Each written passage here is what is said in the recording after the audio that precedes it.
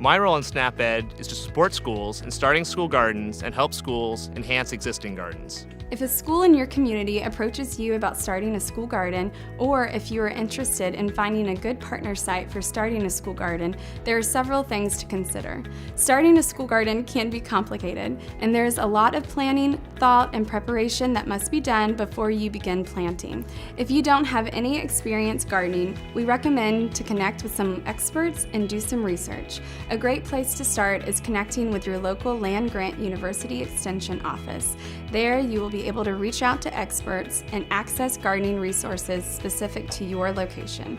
We also recommend that you review documents, videos, and how-to manuals to familiarize yourself with the process. Once you feel ready to get the ball rolling, identify a strong partner school that wants to start a school garden and has several members of the organization that are enthusiastic about the project. Be on the lookout for a champion for the project.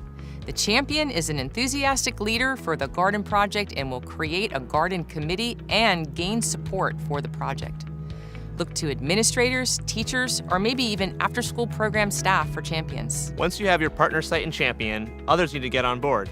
Make sure administrators, teachers, facilities team, parents, and relevant community members are aware of and support the garden. Help the champion start a garden committee. A garden committee is comprised of students, faculty, parents, and others who are interested in the project and want to be involved in the garden. Another way to build support for the project is to be a voice on the school's wellness committee. School wellness committees are groups at the school or district level that advise and inform the school on improving the health and well-being of students.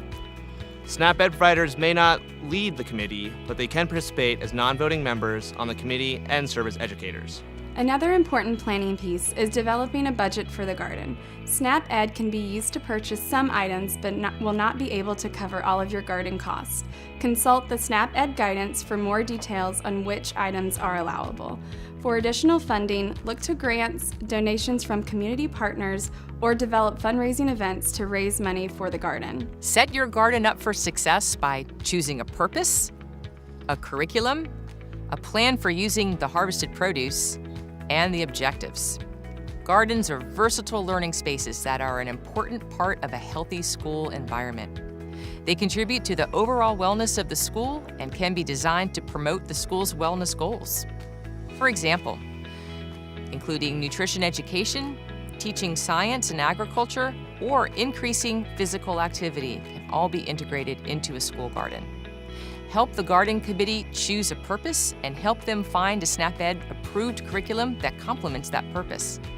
There are many SnapEd approved curricula that are ready-made for all different grade levels. Don't forget to plan for how the produce will be used.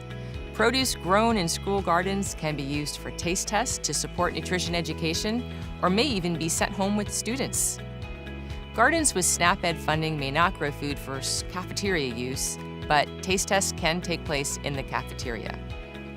However you decide to use your garden's produce, follow food safety best practices such as proper hand washing protocols, safe handling of food, and sanitizing food preparation areas to reduce the risk of foodborne illnesses. Finally, set some SMART goals for the garden. SMART is an acronym for specific, measurable, achievable, relevant, and time-bound.